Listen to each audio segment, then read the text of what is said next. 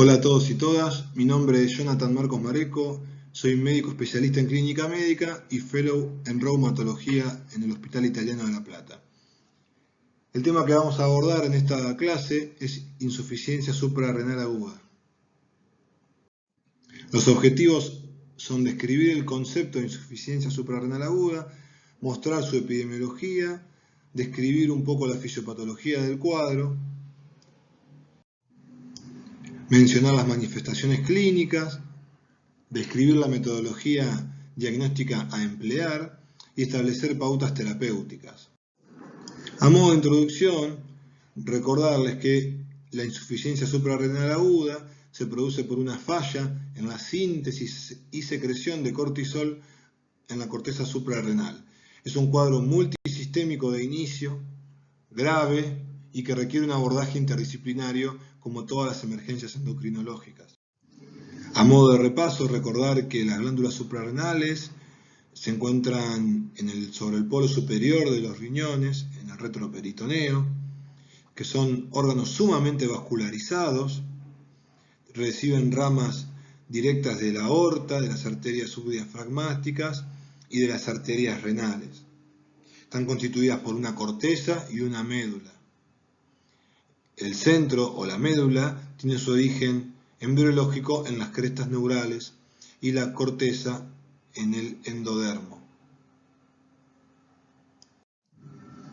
A nivel histológico, como dijimos, la corteza suprarrenal consta de tres áreas bien delimitadas en cuanto a lo funcional y a la estructura histológica. Una zona glomerulosa que da síntesis a los mineralocorticoides, a la aldosterona y a la desoxicorticosterona. Una zona fasciculada que sintetiza glucocorticoides, el cortisol es el principal, y a nivel de la zona reticular, que es la más interna, vemos que hay un almacenamiento y síntesis de andrógenos, estrógenos y testosterona. A nivel de la médula suprarrenal, tenemos la síntesis de adrenalina, noradrenalina y dopamina. El funcionamiento de la corteza suprarrenal se rige por un eje hipotálamo-hipofisario suprarrenal con un circuito clásico de retroalimentación negativa. Vemos cómo a nivel hipotalámico se generan estímulos sobre las células corticotropas en la adenohipófisis y estas son las que sintetizan y liberan ACTH que viaja por el torrente sanguíneo hasta impactar en la corteza suprarrenal y estimular la síntesis de las hormonas que les mencioné anteriormente. A medida que aumenta la liberación de cortisol, principalmente, se inhibe el eje. Este gráfico es muy importante, este pequeño esquema, porque nos muestra de dónde deviene la ACTH. Fíjense que el origen común es una preprohormona, es la propia melanocortina, que se escinde en pro-ACTH y es esta pro-ACTH que da origen a la hormona melanocítico estimulante y a la ACTH como hormonas más importantes, aunque hay otras como podemos ver en el esquema. ¿Y por qué es importante? Porque si aumenta la síntesis de ACTH, de manera indirecta aumenta la de la hormona melanocítico estimulante o la MSH y esto justifica la hiperpigmentación que tienen algunos pacientes con los cuadros clásicos de Addison. De manera más esquemática, ver cómo ante un estrés se generan estímulos hipotalámicos y esto genera la liberación de CRH que va a estimular a las células corticotropas en la adenohipófisis a sintetizar ACTH luego de escindir la propia melanocortina, y es la ACTH que va a actuar sobre la corteza suprarrenal para producir cortisol, que va a terminar actuando a nivel del sistema nervioso, a nivel cardíaco, musculoesquelético, hepático, pancreático y en el tejido adiposo. El cortisol, importante hormona catabólica, va a actuar a nivel del tejido adiposo, a nivel del hueso, reduciendo la formación ósea, y por eso vemos algunos pacientes que tienen exceso de cortisol y presentan osteoporosis. A nivel del páncreas, como hormona contra insulino reguladora, a nivel muscular y a nivel hepático, aumentando la génesis de glucosa, o la gluconeogénesis, y la glucogenólisis. En cuanto a la definición, se trata de una urgencia médica que requiere un tratamiento precoz ante la mínima sospecha y producto de un fracaso súbito y global de la corteza suprarrenal. Siempre nos gusta buscar definiciones más puntuales y hay una que destaca, que es la que nos dice que se produce por un deterioro agudo en el estado de salud asociado con hipotensión absoluta, que es una presión arterial sistólica menor a 100 milímetros de mercurio, o una hipotensión relativa, que es la caída de la presión sistólica de más de 20 milímetros de mercurio. Asociado o características que se resuelven tras 1 o 2 horas luego de la administración de glucocorticoides a nivel parenteral. ¿Cómo clasificamos la insuficiencia suprarrenal? Bueno, esta puede ser primaria cuando el proceso se encuentra en la propia corteza adrenal, puede ser secundaria en las enfermedades de la glándula pituitaria que afectan la secreción de corticotropina, o terciaria, donde hay una síntesis alterada de la ACTH, ¿sí?, por déficit a nivel hipotalámico. En cuanto a la etiología, vemos que de la primaria, el 70% son enfermedades autoinmunes y un 30% procesos infiltrativos como neoplasias, amiloidosis, destrucción por síndrome antifosfolipídico, el VIH, sobre todo en las infecciones por citomegalovirus, y las infecciones. Hay algunos cuadros sumamente graves, como el síndrome de Waterhouse-Friderichsen en la meningococcemia, que puede producir una insuficiencia suprarrenal aguda grave e irreversible. Y a nivel de los cuadros secundarios, podemos encontrar tumores hipofisarios como los craneofaringiomas, infartos que se dan posparto o post-trauma o grandes quemados como el síndrome de Sheehan, enfermedades granulomatosas infiltrativas como la TB o la sarcoidosis, cirugías de hipófisis, infecciones, radiación, etc. Y en cuanto a las causas de insuficiencia suprarrenal terciaria, una de las más importantes es la supresión aguda de glucocorticoides exógenos. Los pacientes que se encuentran en tratamientos prolongados con glucocorticoides no son capaces de aumentar la secreción ante situaciones de estrés, por lo que la disminución de la dosis o el no aumentarla o incluso el abandono del tratamiento pueden llevar a una insuficiencia suprarrenal aguda.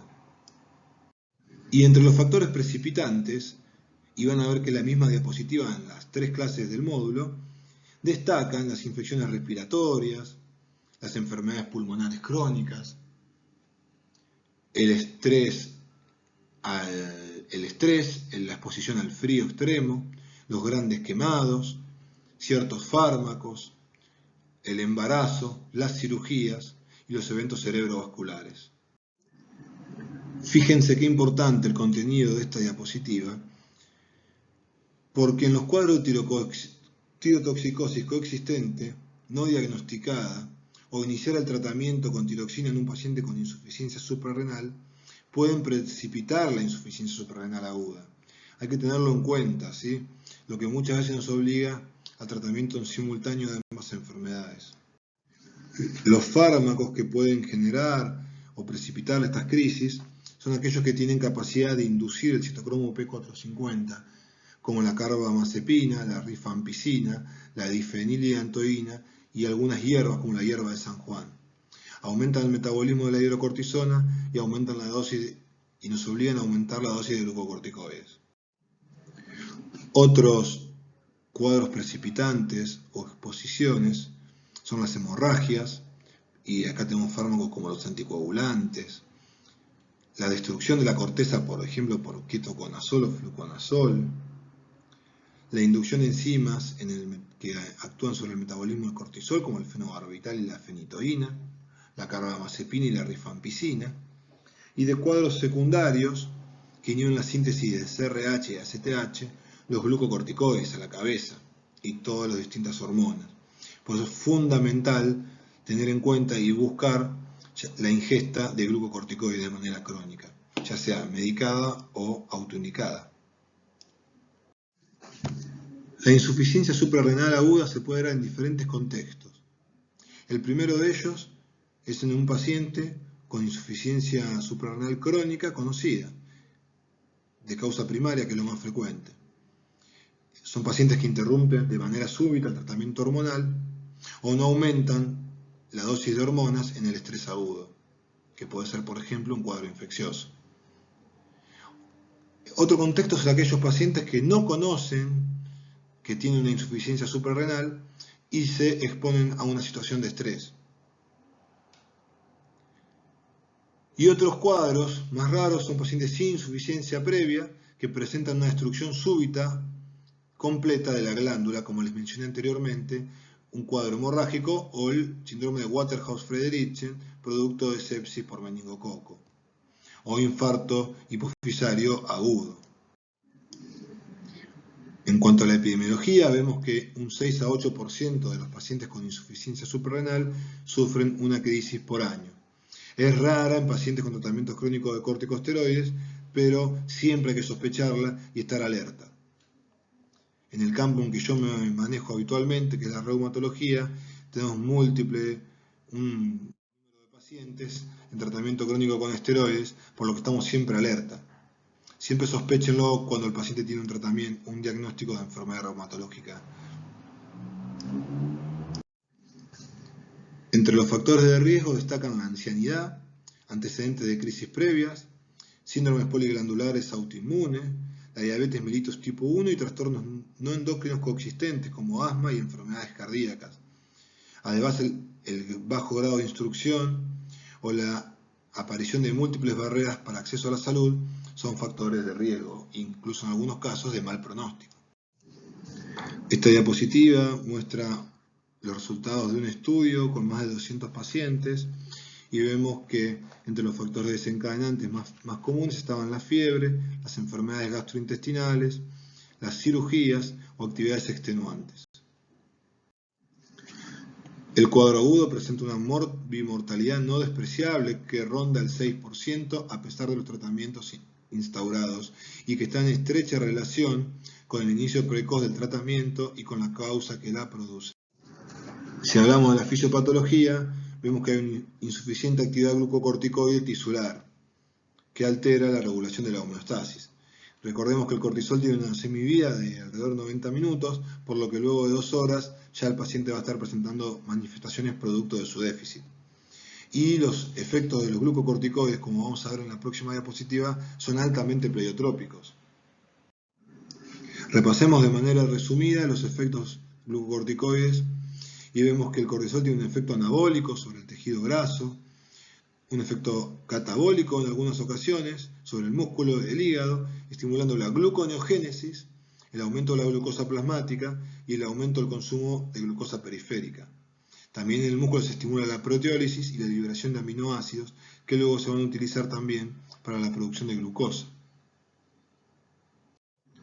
Otros efectos del cortisol son a nivel del ritmo circadiano, incrementan la presión sanguínea porque genera un aumento de la retención hidrosalina, efectos inmunosupresores que destacan y que fueron el motivo por el cual se usan en múltiples enfermedades autoinmunes, efectos contrainsulares, alteraciones de la fertilidad, inducción de osteoporosis o alteración del recambio óseo, disminución de la masa muscular, aumento del depósito de grasa en determinados sitios y aumento de la síntesis de glucosa a nivel hepático, como mencionábamos anteriormente.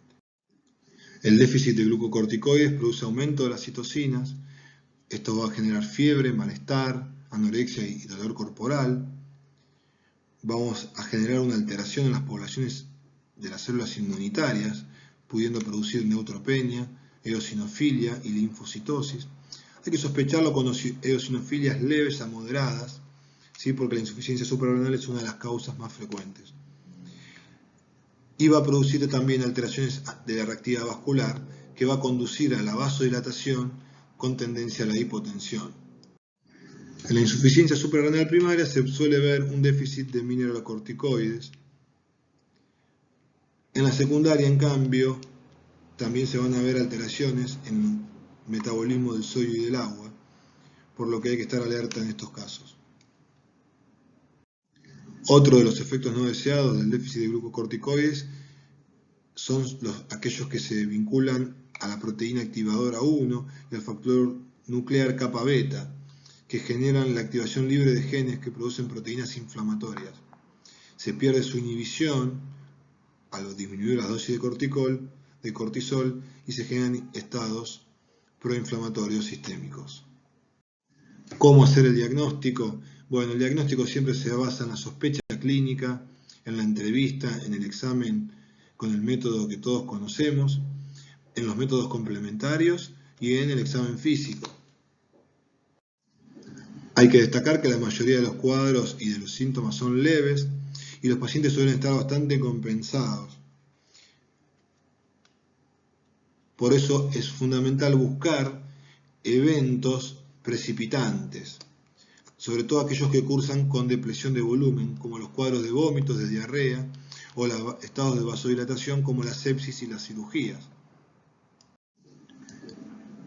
¿Qué datos del examen físico nos pueden ayudar a sospechar que el paciente es portador de una insuficiencia suprarrenal crónica? Bueno, la hiperpigmentación cutánea en el caso de los cuadros primarios, una disminución de la presión arterial, debilidad muscular, pérdida de peso. En las crisis adrenales, fiebre, disminución de la presión arterial, convulsiones, hipoglucemia, hiponatremia y cuadros gastrointestinales que a veces suelen acompañar el cuadro. La presencia de vitiligo siempre nos orienta a la búsqueda activa y a las sospechas de enfermedades autoinmunes coexistentes. ¿Y a dónde hay que ir a buscar la hiperpigmentación? Si es que uno no la ve a simple vista. La tiene que ir a buscar a nivel gingival, a nivel de los surcos en las palmas de las manos, en las zonas de extensión, incluso en los sitios donde se generaron cicatrices. Pero así como nos puede aparecer un paciente con hiperpigmentación, también nos puede aparecer un paciente con una palidez marmórea en los cuadros centrales, y nos pueden aparecer estos pacientes que vemos habitualmente, y son pacientes que están impregnados de corticoides, que están con terapias para distintas enfermedades autoinmunes, están en tratamiento crónico con esteroides, y tienen un síndrome de Cushing clásico, ¿sí? Con la plétora facial, la fascia en luna llena, la jiba dorsal, las estrías violáceas y la disminución de la masa muscular a nivel de la cintura escapular y pelviana, entre otras cosas, con tendencia obviamente a la osteoporosis y a las fracturas. También pueden aparecer en estos pacientes la necrosis ósea avascular y alteración de la cicatrización, que puede destacar en algunas heridas que presenten los pacientes. Síntomas característicos de enfermedad primaria son la pérdida de peso, el estado de postración o de astenia profunda, sumado a la anorexia y el cuadro de náuseas y vómitos. Los pacientes pueden presentar deshidratación en grados variables, generalmente suele ser severa, hipotensión arterial, tendencia al shock, hipoglucemia, que debe ser tratada de manera agresiva, y los hallazgos cutáneos que mencioné anteriormente. Al examen físico puede existir fiebre, o en algunos cuadros más raros, disminución de la temperatura, taquicardia e hipotensión. En cuanto a la analítica de los laboratorios, hiperpotasemia con hiponatremia, pero esto se ve hasta en un 20 o un 30% de los casos, así que no es requisito sine qua non para realizar el diagnóstico. Puede haber acidosis variable con GAP normal, hipoglucemia, linfocitosis y la eosinofilia mencionada. Es fundamental que reservemos parte de la primera muestra sanguínea para realizar los métodos confirmatorios como el dosaje de cortisol y ACTH. Luego de resuelto el cuadro agudo, entran en juego otros métodos diagnósticos para determinar el origen de la insuficiencia suprarrenal en caso de que no se la supiera, y aquí es donde se debe realizar la interconsulta para realizar métodos como el test de estimulación con ACTH, etc.